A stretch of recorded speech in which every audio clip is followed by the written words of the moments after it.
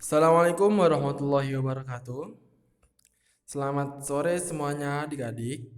Hari ini kita akan belajar mengenai materi menulis terbatas, yaitu di bahasa Indonesia. Mungkin kalian ada yang belum pernah dengar nih, apa sih menulis terbatas itu? Menulis terbatas adalah suatu ruang lingkup materi dari beberapa materi yang dimana materi ini terpaku kepada suatu hal. Terbatas artinya tidak melebar kemana-mana ya, hanya ada batas itu saja. Di antaranya ada beberapa teks yang mungkin kalian juga sudah pahami, atau mungkin di antara kalian belum, dan teks-teks inilah yang termasuk dalam kisi-kisi ujian nasional, oke? Atau ke dalam ujian sekolah juga termasuk. Kita bahas satu persatu.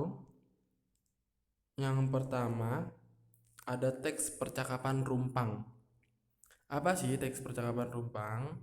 Jadi, percakapan merupakan pembicaraan yang dilakukan oleh dua orang atau lebih. Betul ya, dialog percakapan. Dilakukan oleh dua orang atau lebih. Masa kita ngomong sendiri kan nggak mungkin, ya kan? Kalimat percakapan harus saling berkaitan. Intinya saling berkaitan. Sehingga dapat dimengerti oleh pembaca. Jadi, nantinya ada teks percakapan yang kosong nih. Nah kita nanti ngisi apa kira-kira yang tepat gitu. Jika ada bagian teks percakapan rumpang, maka dilengkapi dengan kalimat yang berhubungan dengan bagian sebelum dan sesudahnya. Jadi intinya kita cari kalimat yang berhubungan dengan sebelum dan sesudahnya. Jangan sampai nggak nyambung ya, ditanyanya apa jawabnya apa. Oke? Kita lanjut. Apa sih selanjutnya yang termasuk teks terbatas? Ada petunjuk penggunaan produk. Petunjuk penggunaan produk tahu ya? Kalau yang pernah beli barang atau alat-alat pasti ada panduannya, petunjuknya ya kan. Kalau yang pernah beli kipas angin belum diraknya. Yang beli TV misalnya pasti ada petunjuk penggunaannya. Yang beli kulkas juga sama.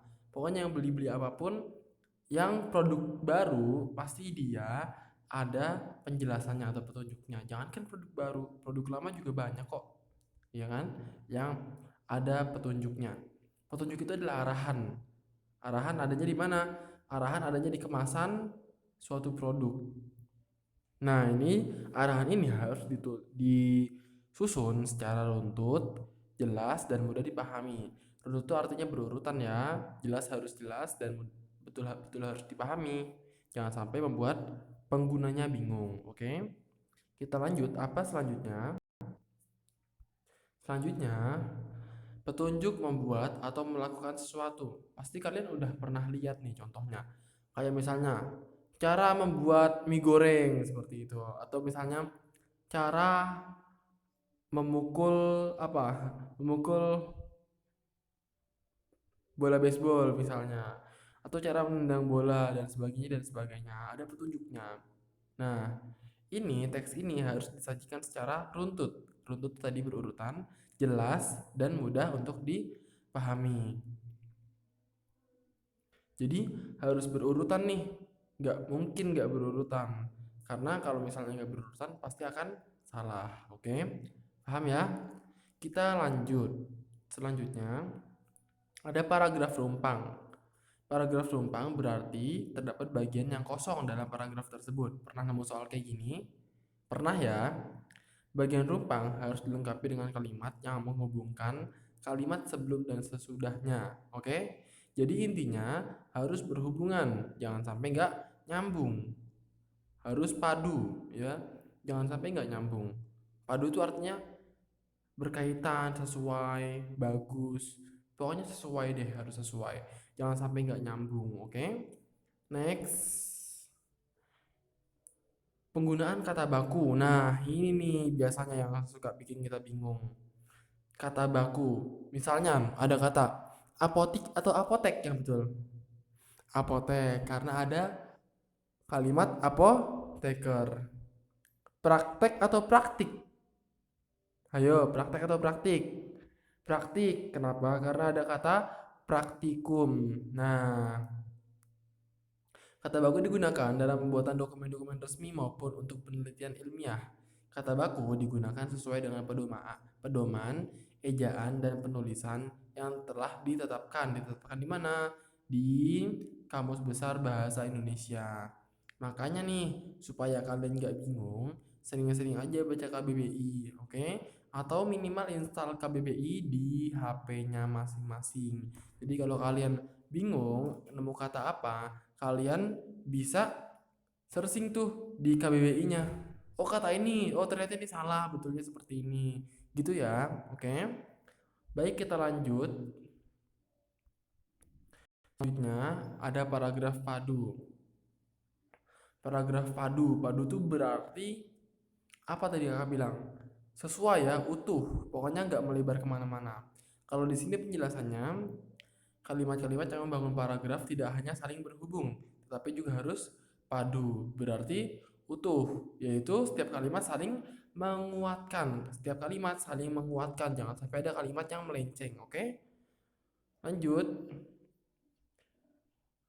Untuk bikin paragraf padu ini, kalau misalnya disusun ya, misalnya diacak nih, ada kalimat diacak, terus disuruh bikin paragraf. Nah, kita harus cari dulu apa yang dicari, kalimat utamanya. Kalimat utama itu penting. Kenapa? Karena bisa diletakkan di awal atau di akhir. Dan sisanya udah pasti kalimat penjelas. Gitu. Jadi kalau misalnya kita disuruh mengurutkan supaya menjadi paragraf, pilihlah atau carilah kalimat utamanya dari paragraf tersebut. Oke? Kita next ya. Iklan. Pasti kalian kalau ada kata iklan, kepikiran yang ada di TV nih. Iklan apalah, iklan sinetron lah, iklan makanan lah, ya kan, iklan minuman lah, ada yang iklannya berapa lapis, ratusan gitu kan, ada lagi iklannya apa coba, apa kira-kira iklan yang kalian ingat? Wah banyak lah ya pokoknya iklan. Nah iklan itu nggak hanya untuk mengenalkan barang sama jasa loh, jadi iklan berdasarkan jenis itu dua. Pertama iklan komersil, kedua iklan non komersil. Iklan komersil adalah iklan-iklan yang bertujuan untuk mengenalkan atau mempromosikan suatu produk atau jasa. Itu komersil. Kalau non komersil adalah iklan-iklan yang sifatnya himbauan. Himbauan contohnya, buanglah sampah pada tempatnya. Itu termasuk iklan loh kalimat itu. Misalnya dua anak lebih baik, nah itu juga termasuk iklan. Misalnya di rumah aja untuk lawan corona, itu juga termasuk iklan gitu. Jadi banyak loh sebenarnya iklan. Kan tadi kakak bilang ada dua jenis ya. Iklan yang pertama namanya jenis komersil yang dia mempromosikan. Yang kedua dia bukan mempromosikan produk, non komersil dia mempromosikan ajakan persuasif gitu. Kemudian di sini penjelasannya kita akan melihat gambar. Biasanya kita akan lihat gambar. Jadi di sini melengkapi kata atau kalimat dalam iklan dilakukan dengan cara mengamati gambar atau kalimat iklan yang ada atau kalimat iklan yang ada di situ. Jadi kita lihat nih, apa kira-kira yang kurang, kira-kira yang pas kita masukin kata apa, seperti itu. Oke? Nanti juga kalian pasti akan ketemu soalnya. Next. Paragraf laporan. Paragraf laporan disusun dengan menggunakan kalimat yang efektif dan memperhatikan kebakuan ejaan bahasa Indonesia. Jadi misalnya, pada hari Minggu, kelas 6 SDN Maju pergi ke kebun binatang Ragunan. Nah, itu termasuk laporan. Dia melaporkan gitu kan. Jangan sampai yang dilaporin ini teksnya kurang beraturan, kurang baku, kurang efektif. Jadi kita benerin tuh kalimatnya supaya lebih bagus, oke? Nah, kata kuncinya adalah harus berkaitan ya, harus dapat dipahami di bagian yang sebelum dan sudah bagian rumpangnya. Oke, next. Paragraf mendeskripsikan gambar. Dari headline-nya aja nih, paragraf mendeskripsikan gambar, berarti akan ada gambar. Gambar kita deskripsiin. deskripsi itu diapain sih? Digambarin. Nah, kok gambar digambarin? Maksudnya ada gambar, kita tulisin kata-kata yang sesuai dengan gambar itu gitu.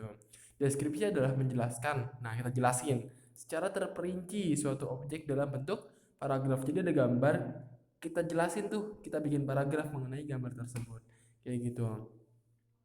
Nah, ini harus ditulis sesuai dengan keadaan objek seperti pada gambar, yaitu nama objeknya kita sebutin, terus situasinya kayak gimana gitu kita harus sebutin.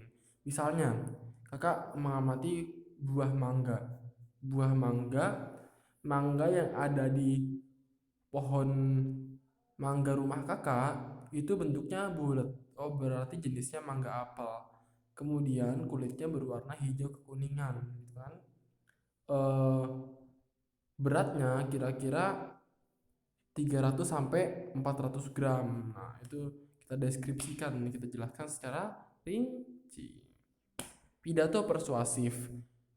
Jadi ada pidato yang nantinya bentuknya ajakan nih. Persuasif tuh ajakannya, persuasif ajakan. Tapi dia ada bagian kosongnya. Nah, ini supaya nyambung dia ngajak apa, kita harus cermati baik-baik. Kita harus cari kata apa atau kalimat apa yang kira-kira sesuai dengan yang kosongnya itu, yang rumpangnya itu. Seperti itu. Oke. Biasanya pada bagian rumpang ini dilengkapi dengan kalimat persuasifnya ajakannya, bisa ayo, mari gitu kan, dan lain-lain. Nah, selanjutnya kita next nih, next ada ungkapan. Ungkapan itu adalah gabungan kata yang memiliki makna kiasan tertentu. Contoh ungkapan antara lain meja hijau. Meja hijau itu apa? Pengadilan. Buah hati. Apa buah hati? Anak kesayangan. Keras kepala. Keras kepala apa? Berpendirian kuat, batu gitu ya, keras kepala. Turun tangan tuh artinya dia menyelesaikan masalahnya seperti itu. Kita lanjut ya. Kita lihat contoh soalnya. Di sini kakak punya beberapa contoh soal. Ini ada contoh soal yang pertama. Perhatikan kalimat berikut. Salah satu upaya penanggulangan banjir ialah dengan membuat saluran air titik-titik got ke sungai. Kata depan yang tepat untuk melengkapi kalimat tersebut adalah, kita coba satu-satu. Membuat saluran air di got ke sungai. Di got ke sungai nyambung nggak? Enggak. Saluran air ke got ke sungai. Lah, kok ke got ke sungai? Bingung kan? Coba yang cek. Dari got ke sungai. Wah, masuk akal nih ya. Dari got ke sungai.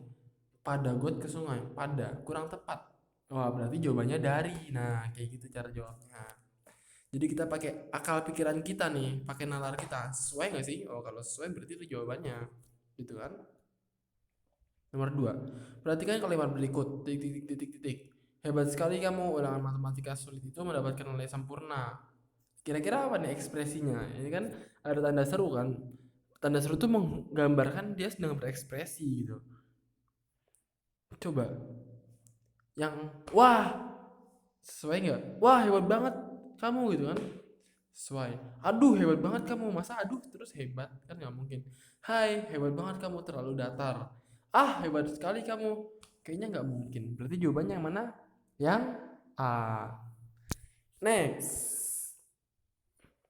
Bacalah petunjuk berikut.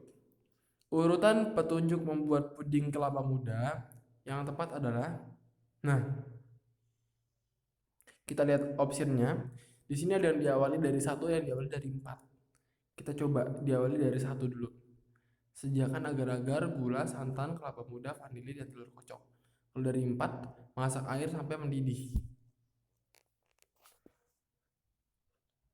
Kira-kira yang mana? Ayo. 1 bisa, 4 bisa kak. Oke, kita next. Kalau misalnya 1, ada 2 pilihan. Habis 1 3, habis 1 4. 1 ke 3, sediakan agar-agar gula, santan, kelapa muda, vanili, dan telur kocok. Tuanglah ke dalam cetakan. Loh, kok belum matang udah dicetak aja? Wah, nggak mungkin nih, berarti jawabannya A salah. Oke. Nomor 2, jawaban B, sorry. Jawaban B. 1 ke 4. Sediakan agar-agar gula, santan, kelapa muda, vanili, dan telur kocok. 4, masak air sampai mendidih. Nyambung ya? Nyambung. 145 coba yang kelima. Setelah mendidih, masukkan agar-agar, santan, gula, kelapa muda, dan telur yang sudah dikocok. Nyambung juga ya. Nyambung. 2. Biarkan sampai mendidih kembali lalu angkat. Nyambung? Nyambung. 3. Tuangkan ke dalam cetakan. Oh, berarti yang B nih jawabannya. Kayak gitu. Jadi kita harus apa namanya? Mengeliminasi jawaban yang kurang tepat. Kayak tadi, dari 1 ke 3, wah kurang tepat nih. Dari 4 ke 1 sebenarnya bisa. 4 ke 1 sebenarnya bisa. Cuman kenapa sambungannya 2, ya kan? Salah nih di sini. Udah gitu dia angka satunya ada 2 nih, pinpan. Yang D, dari 4 ke 5, masak air, setelah mendidih masukkan. Oh, belum disiapin kok udah dimasukin aja gitu kan. Nah, itu kurang tepat. Jawabannya yang B ya. Soal selanjutnya, nomor 4. Bacalah kalimat-kalimat berikut. Susunan kalimat laporan tersebut yang tepat adalah susunan kelompok tersebut yang tepat. Kita lihat mulai dari opsinya dulu. Ada 1, ada 5. Lebih tepat yang mana? Setiap sore hari banyak anak yang berenang di Kali Brantas. Yang satu, kelompok melati mengadakan pengamatan di Kali Brantas. Lebih tepat yang mana? Yang satu kan? Oh, berarti yang C sama D udah pasti kita salahin. Sekarang 1 ketiga tuh kedua. 1 ketiga. Kegiatan dilakukan Minggu 7 Agustus 2016. Kalau 1 kedua, air Kali Brantas sangat jernih. Aliran air Kali Brantas sangat lancar. Mendingan mana? Mendingan 1 ke 3. Ya udah fix jawabannya A. 1 3 2 4 5. Semudah itu ya. Oke. Next. Perhatikan teks berikut. Batik telah dikenal sejak zaman Majapahit. Bahkan bisa lebih lama sebelumnya, yaitu masa kerajaan Mataram kuno. Titik-titik-titik arca pada dewa bisa dijumpai di candi Hindu maupun Buddha, seperti di candi Prambanan. Apa kira-kira yang tepat? Apa ayo?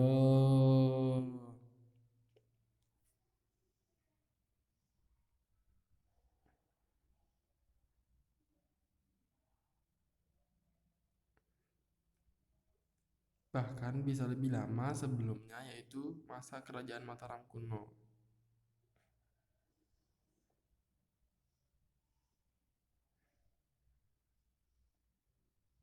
Arca para dewa zaman dulu berbusana batik nggak tepat. Batik sudah banyak digunakan pada raja zaman dahulu nggak tepat. Bukti kehadirannya dapat disaksikan pada ukiran arca para dewa. Arca para dewa bisa dijumpai di candi Hindu maupun Buddha. Nah, berarti jawabannya yang C, gitu ya. Oke, paham semuanya? Mari kita akhiri video ini. Semoga manfaat ya buat kalian. Mohon maaf bila banyak kekurangannya. Kalian memang luar biasa. Ini materi ini ada di SD maupun ada di SMP ya. Jadi kalian bisa pahami gitu. Nanti kalau misalnya SMP-nya lupa bisa tonton lagi video ini. Oke? Silahkan kalian berikan like-nya jika kalian suka video ini. Oke? Kalau lagi iseng boleh subscribe-nya. Kalau enggak juga nggak apa-apa. Hahaha.